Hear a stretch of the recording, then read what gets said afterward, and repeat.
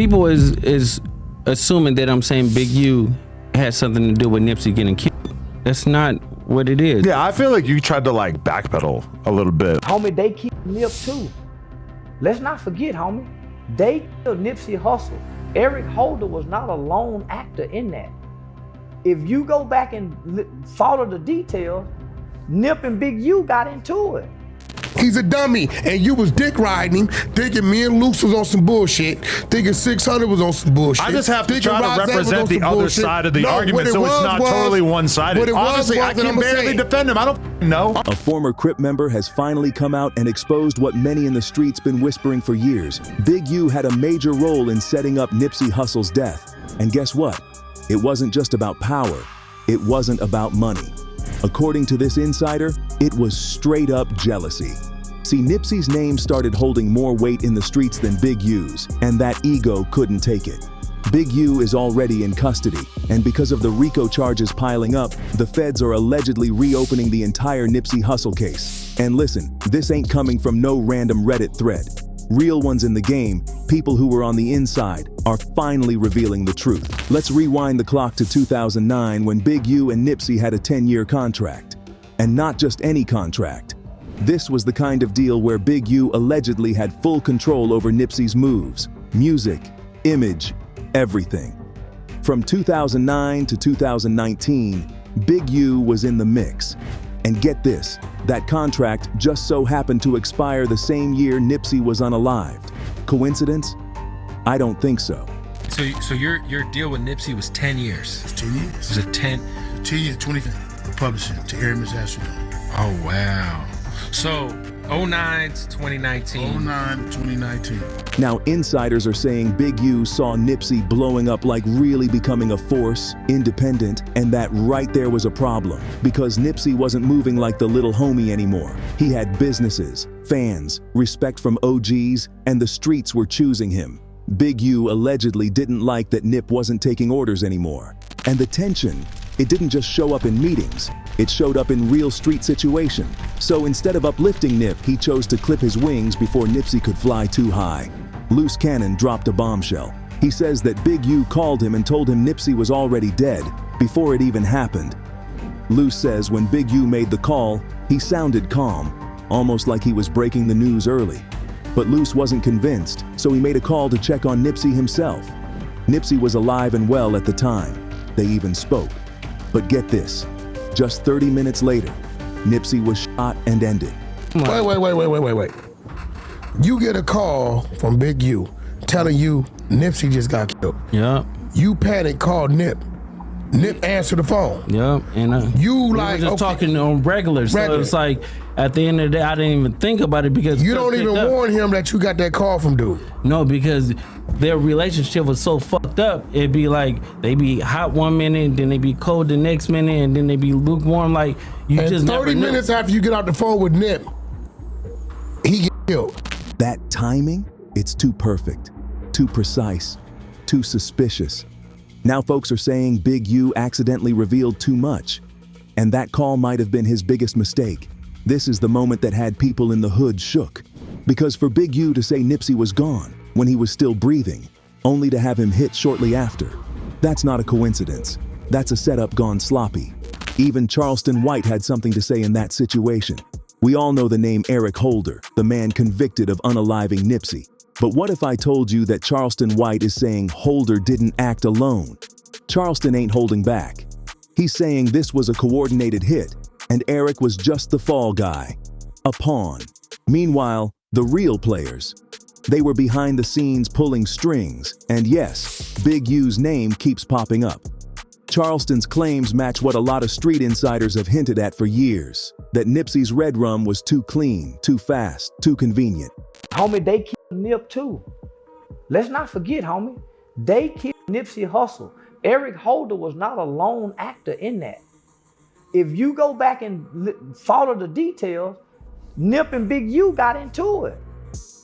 Big U hit Nip Daddy across the head with a bat.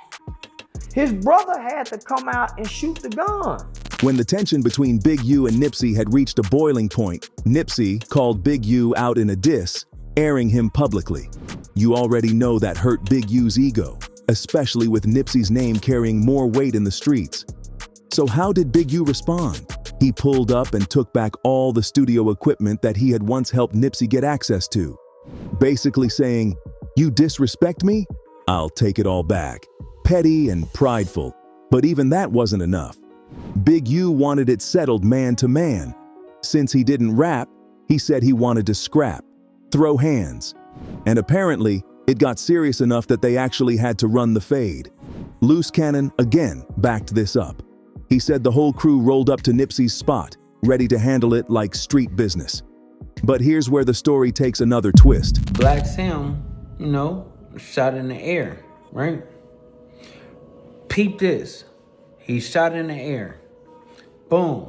Police in there in 30 seconds, right? Black Sam, Nipsey's brother, wasn't letting it happen. Black Sam knew what was up. He understood the politics, the risks. He wasn't about to let Nipsey leave with those dudes, not knowing if he'd make it back. He stepped in, held his ground, and shut it all down. That move might have saved Nipsey's life that day, but only delayed what came next. And that situation had one of Nipsey's close friends involved too. Let's talk about Fats, real name Stephen Fats Donaldson. He was more than just a homeboy to Nipsey. He was family, solid, loyal.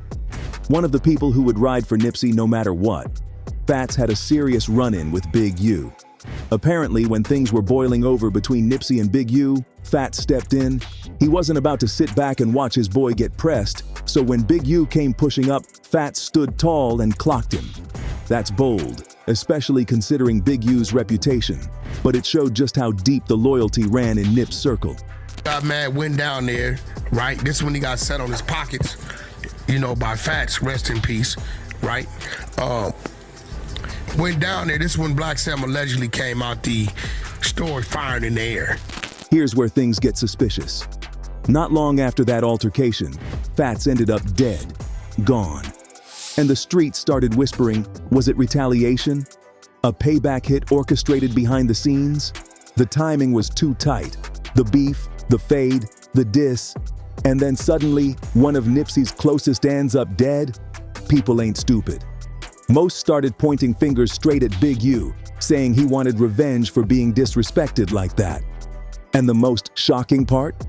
After Nipsey Hussle was hit and the world was sending RIP messages, Big U and his crew decided to go live on Instagram. And instead of a moment of silence or reflection, they were laughing. Not reminiscing, not celebrating Nipsey's life, laughing. Like the news that one of LA's most beloved voices had just been taken from us wasn't breaking just hours earlier. People who watched the live were in disbelief. They described it as if they were mocking the situation, cracking jokes, smirking, and scrolling through RIP comments like they were trolling. The worst part? This wasn't days or weeks later. It was just hours after Nipsey passed. Justice for Nip.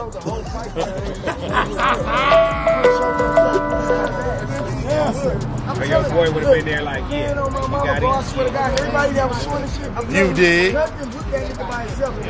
You did. It wasn't just a bad look. It was completely unexpected. And it had people questioning what they were seeing. Something's off, they started saying out loud, what had previously only been whispered. That live stream? It had a real, we knew this was coming vibe. And that energy doesn't sit right when someone's been taken down in their own neighborhood. But that Nipsey's incident wasn't the only thing that Loose Cannon was out here exposing. He said Big U used to set up his own crew. Straight up line them up like it was nothing. Big U would send his boys out to do a lick, hit a house, rob some people. But here's the part that don't add up. The people they hit would always know exactly where to find them afterward. They'd show up at the same house, ready for revenge. That ain't coincidence. That's a setup. Big U was selling guns to his homies, and not just any guns. These were dirty straps, traced and tagged. He sold them for as low as $350, and then allegedly ratted out the buyers to the feds. That means he was running a double hustle, making money off the sales and building up snitch points with law enforcement. In the pandemic, even before that, they was going for like $350. You get what I'm saying? We been thinking, Like the ghost guns, they go for 1,000. You get what I'm saying? But we talking about brand new. But what makes it even worse is that there's a strong claim that Big U didn't just do this to randoms. He allegedly set Nipsey Hussle up in the same way. See, Nipsey once told a story about being on probation. He said the cops raided his spot, right? And during that raid, they found a shotgun. Now here's the catch. Nipsey made it clear. That gun wasn't his. It was registered, but not under his name. Still, they pinned the charge on him. And when you connect those dots, it starts to look real familiar. Big Useless, he asked him, he was like, okay, I got guns. Do you got your gun on you? He said, yeah. And put a gun on me that was in the house, a shotgun. It was a registered shotgun, but I was on probation for a gun. So, you know, the probation says you can't be around no guns at all. So they booked me for the gun, took all my equipment, and I was really just in there working. You know what I mean? Just like, they don't know that. Nobody know how pure you are but you. Fans are convinced this wasn't random. They believe Big U was involved, either tipping off the police or planting the setup to get Nipsey bagged. And given his history of selling traced weapons and snitching on the back end, it tracks. It's one thing to be at odds with someone in the streets, but to allegedly use law enforcement as a weapon? That's something different. Let's slide over to Whack 100, who's been screaming from the rooftops for years that something ain't right. He went on record claiming Big U is an informant, plain and simple. He even said that back when Big U and Black Sam got arrested, only Black Sam stayed behind bars, while Big U walked free. That part had people scratching their heads for years. Like, how does a man with that much street weight, with a whole record and connections to illegal moves, walk away from Fed custody while everyone else gets booked? Unless he had a deal. Unless he was already working with law enforcement behind the scenes, giving up intel, maybe even orchestrating hits under their nose to keep himself safe. Whack didn't hold back either. He accused Big U of being a long-term plant, somebody who sold out his circle to save himself. So he tells me, hey, Whack, the Black Sam, the police told me, leave him alone. That's one of his. He on parole and they let the out before me. This what he feed me. Come to find out, Black Sam was off parole. Black Sam indeed had to bail out. Big U was the one that they let out. No strings attached. He turned into grid worker. After all the beef, backdoor plays, and bodies stacking up, Big U's name finally hit the radar in a way he couldn't duck. Word came out that Big U had turned himself in, right after a sealed RICO indictment dropped on multiple figures from the LA street scene. This is my last video before I turn myself in. I'm with my family. Now, if you don't know what a RICO case is, just know it's bad news. The feds don't come knocking unless they've already built a solid case. We're talking wiretaps, informants, and years of surveillance. It means they're trying to connect multiple crimes to an organized structure. And Big U? He's right in the center. What's even crazier is that after Big U turned himself in, the streets started buzzing. Word was, people were snitching, real ones flipping, giving up details, naming names, and pointing fingers. The rumors got real specific too. Some people claimed Big U had hidden bodies, like actual grave sites that only he and a few close ones knew about. And now, those same close ones are starting to talk. Whether it's to get a reduced sentence or avoid the heat, they're cracking. Among the other cases being tied to Big U is the killing of PNB Rock. He was gunned down in broad daylight while having lunch with his girlfriend at Roscoe's Chicken and Waffles in South LA on September 12, 2022. According to reports, a masked man entered the restaurant, attempted to rob PNB, then shot him multiple times in front of witnesses. The official narrative says Freddie Lee Trone sent his teenage son inside to commit the robbery, and that the son was the one who pulled the trigger. The courts charged Trone and his son, framing the event as a planned robbery. But within the streets, another narrative was spreading, one that pointed fingers beyond the two arrested. Loose cannon, someone closely affiliated with Big U, appeared on a podcast and openly stated that both he and Big U were at the scene when it happened.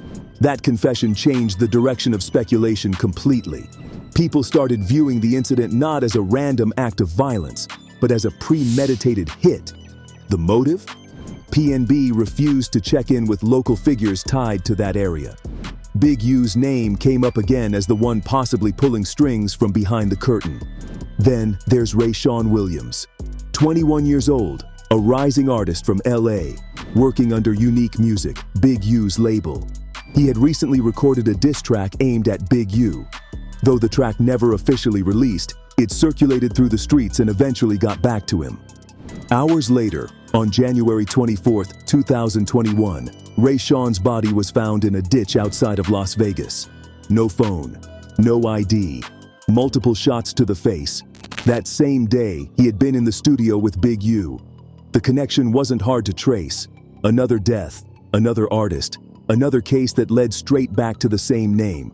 So now with Big U already in custody, sitting down behind bars on a RICO case, and the feds allegedly reopening Nipsey's murder investigation, things are spiraling fast. What used to be whispers in barbershops and side streets is now turning into federal paperwork. People are talking. The walls are closing in. And with more homies reportedly flipping, with loose cannons speaking, with old footage resurfacing, the timeline of events ain't adding up unless you accept one cold reality. Nipsey Hussle wasn't just gunned down by some lone hater on the block. This was a hit with deeper roots, set up by someone who once stood beside him. The motive? Jealousy. Plain and simple. Nipsey became too big, too powerful, too respected. His name rang out heavier than Big U's ever did, and that bruised ego might have been enough to light the fuse. Now the streets are watching, the fans are listening, and the truth is clawing its way to the surface, slowly but surely. And as more receipts drop and more eyes turn toward those who once moved in the shadows, justice might finally catch up. But let's be real, even if courtrooms never say it out loud, the culture already knows. Nipsey's legacy is still alive, and everybody who had a hand in trying to stop that light. And now, let's open the floor to everyone watching this. Do you think Big U really had a hand in setting Nipsey up from the start? Does this new wave of info mean the feds are finally about to get it right this time? And what do you think it's going to take for Nipsey to really get the justice he deserves? Drop your thoughts down below. Don't hold back. I want to hear what you think about all of this. Hit that like button if you made it this far. And if you're new here, go ahead and smash that subscribe so you don't miss what's coming next.